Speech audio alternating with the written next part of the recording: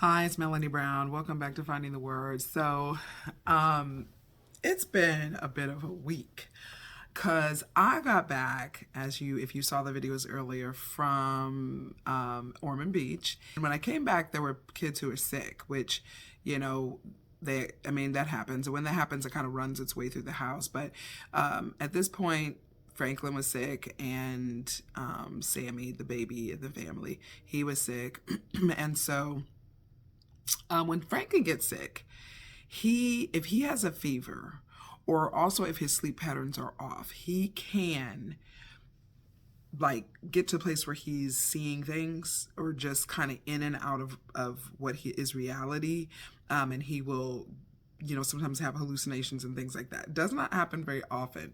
But the first time it was really, whew, like you're overwhelmed because you thought he was having some kind of breakdown, or like his mind wasn't, because he wasn't finishing sentences and stuff. And we were thinking, oh my God, that other things were going on, and think, oh, we got to go to the emergency room. And then realizing, wait a minute, he's looking at us and trying to talk and all this. He's not even awake.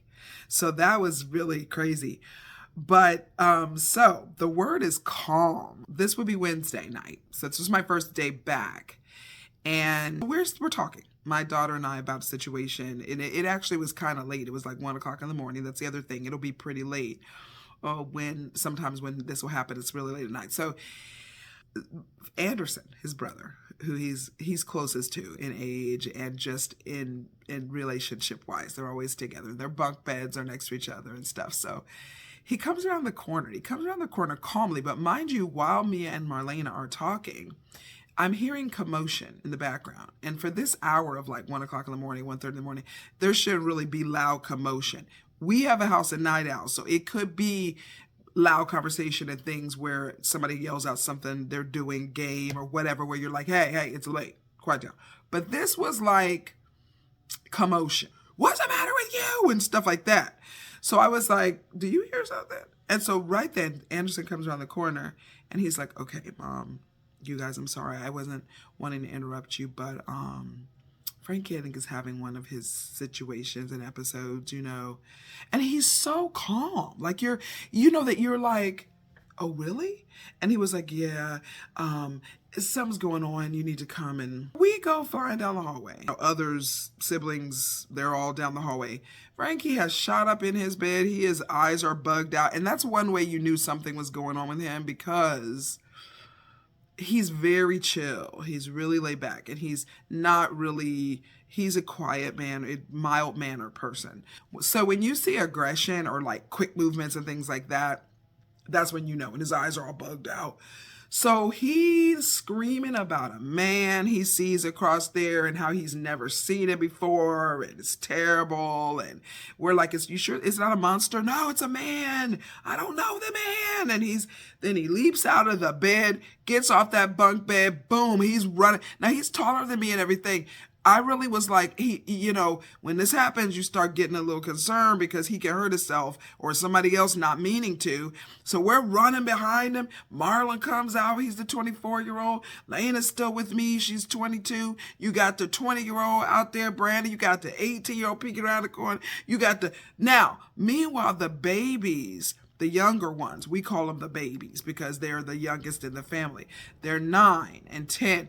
The 10-year-olds, twins, were looking like freaked out, especially Xander. He was to tears, and he's like, what's the matter with them? He was the one that was crying out in the first place about it.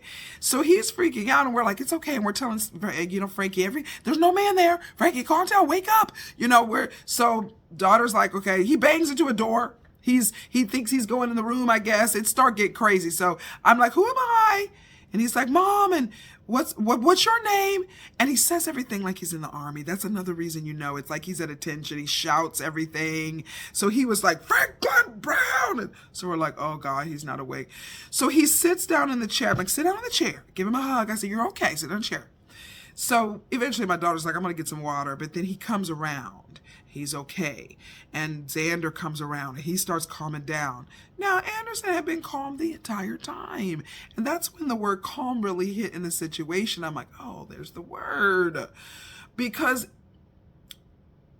he was calm because he already knew what was going on. Xander was up in arms about it because he didn't.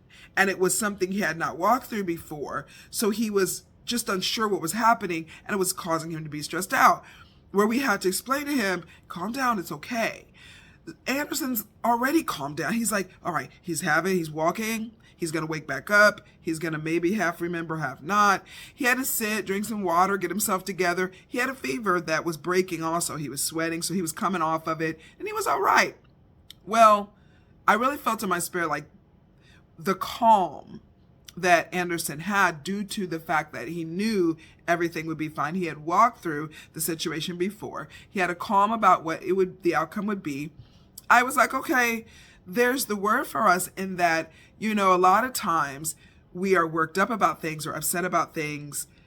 We feel like, what's going to happen? But really, there should be a calm. It's not new. We should be calm because God knows. God knows what's happening. He's going to carry us through it. The outcome is we are victorious. The outcome is we are more than conquerors. It has already been stated that he is with us through everything, that he knows our situations and that he knows what we have need of, that he has delivered us from many afflictions, that we can rejoice because he's overcome everything. So we actually do know what the result is. And so we also can remain calm. We don't have to get there yet. He was calm because he already knew what the end would be. For we know that all things work together for good to them who love God and who are called according to his purpose. And so therefore we already know the end. Let us remain calm. So the scripture is Proverbs 17:27. And I actually have two different versions today. Sometimes, because I'm looking through different versions, I'll read the one or pick the one, which is usually the New King James Version. But I also have a new, the New Living? I want to say the New Living Translation. So Proverbs 17:27, a truly wise person uses few words. A person with understanding is even-tempered. Okay, so that's how they use it in the New Living Translation, even-tempered. And that's what I would say also was happening there. And then for the New King James Version, he who has knowledge spares his words.